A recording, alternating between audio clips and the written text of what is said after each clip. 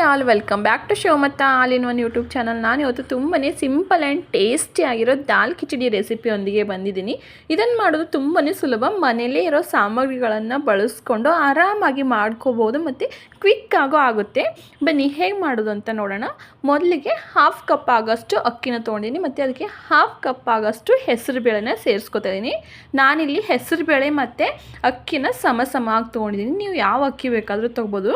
ಇದನ್ನು ಕ್ಲೀನಾಗಿ ವಾಶ್ ಮಾಡಿಕೊಂಡು ಒಂದು ಕಡೆ ಎತ್ತಿಟ್ಕೊತಾ ಇದ್ದೀನಿ. ಅದಕ್ಕೆ ನೆನೆಸೋ ಅವಶ್ಯಕತೆ ಏನಿಲ್ಲ, ಒಂದು ಸಲ ವಾಶ್ ಮಾಡ್ಕೊಂಡು ಎತ್ತಿಟ್ಕೊಂಡ್ರೆ ಮುಗ್ದೋಯ್ತು.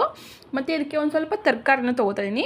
1 ಟೊಮೆಟೊ, 1 ಆಲೂಗಡ್ಡೆ, ಆಮೇಲೆ ಒಂದು ಸ್ವಲ್ಪ ಬಿಡಿಸಿಟ್ಕೊಂಡ್ರು ಬಟಾಣಿ, ಒಂದು 3ರಿಂದ 4 ಹಸಿಮೆಣಸಿನ್ಕಾಯಿ, ಕರಿಬೇವು, ಕೊತ್ತಂಬರಿ, 4ರಿಂದ 5 ಬೆಳ್ಳುಳ್ಳಿ ಮತ್ತು 1 ಈರುಳ್ಳಿ. ಇದನ್ನೆಲ್ಲ ನಾನಿವಾಗ ಕಟ್ ಮಾಡ್ಕೊತಾ ಇದ್ದೀನಿ. ನಾನು ನೈಟ್ ಟೈಮಲ್ಲಿ ಇಬ್ಬರಿಗೆ ಆಗೋಷ್ಟೇ ಮಾಡ್ಕೊತಾ ಇದ್ದೀನಲ್ಲ, ಅದಕ್ಕೆ ಸ್ವಲ್ಪನೇ ತೊಗೊಂಡಿದ್ದೀನಿ.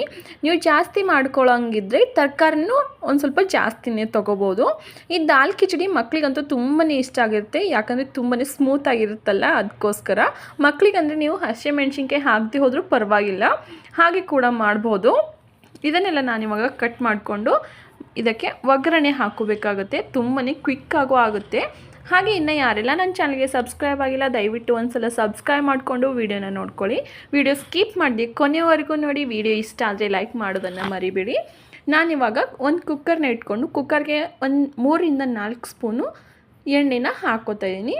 ಎಣ್ಣೆ ಒಂದು ಸ್ವಲ್ಪ ಬಿಸಿ ಆದಮೇಲೆ ಅದಕ್ಕೆ ಸಾಸಿವೆ ಜೀರಿಗೆ ಹಾಕ್ಕೋತಾ ಇದ್ದೀನಿ. ಸಾಸಿವೆ ಜೀರಿಗೆ ಸಿಡಿತಾ ಇದ್ದಂತೆ ಅದಕ್ಕೆ ಇವಾಗ ನಾನು ಕಟ್ ಮಾಡ್ಕೊಂಡಿರೋ ಈರುಳ್ಳಿನೂ ಮತ್ತು ಹಸಿರು ಮೆಣಸಿನ್ಕಾಯಿ ಮತ್ತು ಕರಿಬೇವನ್ನು ಸೇರಿಸ್ಕೊಂಡು ಒಂದು ಸ್ವಲ್ಪ ಫ್ರೈ ಮಾಡ್ಕೊತಾ ಇದ್ದೀನಿ.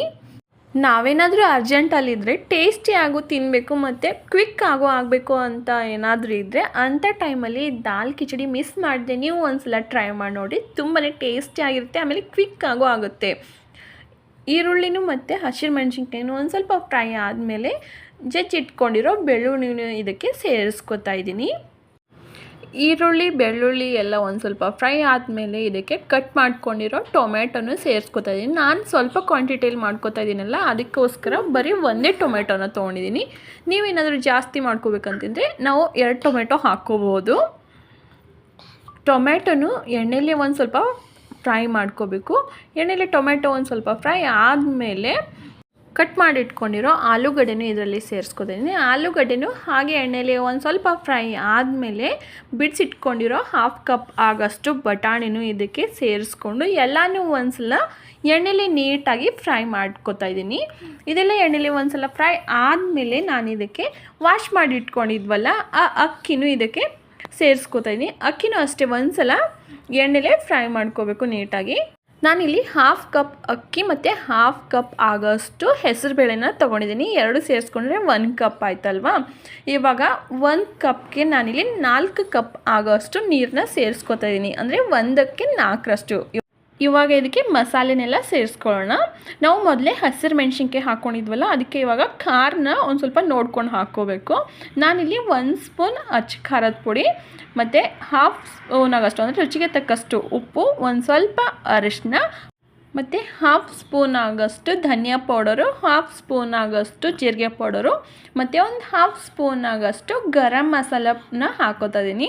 ಇಷ್ಟೇ, ಇನ್ನು ಜಾಸ್ತಿ ಏನೂ ಹಾಕೊಳ್ಳೋ ಅವಶ್ಯಕತೆ ಇಲ್ಲ. ಇಷ್ಟೆಲ್ಲ ಹಾಕ್ಕೊಂಡಾದಮೇಲೆ ಒಂದು ಸಲ ನೀಟಾಗಿ ಮಿಕ್ಸ್ ಮಾಡ್ಕೊತಾ ಇದ್ದೀನಿ. ಅಂದರೆ ಮಸಾಲೆ ಎಲ್ಲ ಕಡೆ ಆಗೋ ಥರ ಮಿಕ್ಸ್ ಮಾಡಿಕೊಂಡು ಒಂದು ಕುದಿ ಬರೋವರೆಗೂ ನಾನು ಮುಚ್ಚಳನ ಮುಚ್ಚದೇ ಒಂದು ಕುದಿ ಬರ್ಸ್ಕೊತಾ ಇದ್ದೀನಿ. ಯಾಕಂದರೆ ಒಂದು ಕುದಿ ಬರ್ಸ್ಕೊಂಡಾದಮೇಲೆ ಏನಾದರೂ ಉಪ್ಪು ಖಾರ ಇನ್ನೂ ಬೇಕಾಗುತ್ತಾ ಅಂತ ಒಂದು ಸಲ ಟೇಸ್ಟ್ ಮಾಡಿ ನೋಡಿಬಿಟ್ಟು ಏನಾದರೂ ಕಡಿಮೆ ಇದ್ದರೆ ಹಾಕ್ಕೊಂಡು ಆಮೇಲೆ ಮೇಲೆ ಕುಕ್ಕರ್ ಮುಚ್ಚಳನ ಮುಚ್ಕೊಂಡು ಒಂದು 4 ವಿಜಿಲ್ ಕೂಗಿಸ್ಕೋಬೇಕು. 4 ವಿಜಿಲ್ ಕೂಗಿಸ್ಕೊಂಡ್ರೆ ಮುಗ್ದೋಯ್ತು. ಟೇಸ್ಟಿಯಾಗಿರೋ ದಾಲ್ ಕಿಚಡಿ ರೆಡಿ ಆಗೇ ಹೋಗುತ್ತೆ. ಇವಾಗ ಮುಚ್ಚಳನ ಮುಚ್ಚಿ 4 ವಿಜಿಲ್ ಕೂಗಿಸ್ಕೊಂಡು ಆಮೇಲೆ ಅದರಲ್ಲಿರೋ ಏರೆಲ್ಲ ಹೋದಾದಮೇಲೆ ಓಪನ್ ಮಾಡಿ ತೋರಿಸ್ತಾ ಇದ್ದೀನಿ ನೋಡಿ ಎಷ್ಟು ಕರೆಕ್ಟಾಗಿದೆ ಅಂತ.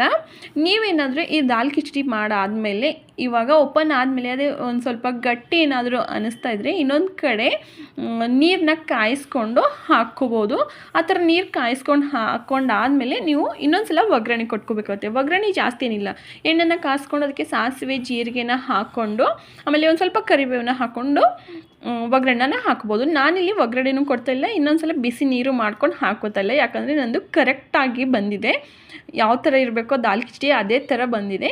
ಅದಕ್ಕೋಸ್ಕರ ಪರ್ಫೆಕ್ಟ್ ಆಗಿದೆ ಅಂತ ನಾನೇನು ಮಾಡ್ತಿಲ್ಲ. ಈ ದಾಲ್ ಕಿಚಡಿ ವಿಡಿಯೋ ನಿಮಗೆ ಇಷ್ಟ ಆಗಿದೆ ಅಂತ ಅನ್ಕೋತೀನಿ. ಇಷ್ಟ ಆದರೆ ಲೈಕ್ ಮಾಡೋದನ್ನು ಮರಿಬೇಡಿ. ಹಾಗೆ ಪಕ್ಕದಲ್ಲಿರೋ ಬೆಲ್ ಐಕನ್ನು ಒಂದ್ಸಲ ಪ್ರೆಸ್ ಮಾಡಿ, ಬಿಕಾಸ್ ನಾನು ಹಾಕೋ ಪ್ರತಿಯೊಂದು ಹೊಸ ವಿಡಿಯೋ ಫಸ್ಟ್ ನೋಟಿಫಿಕೇಷನ್ ನಿಮಗೆ ಬರುತ್ತೆ.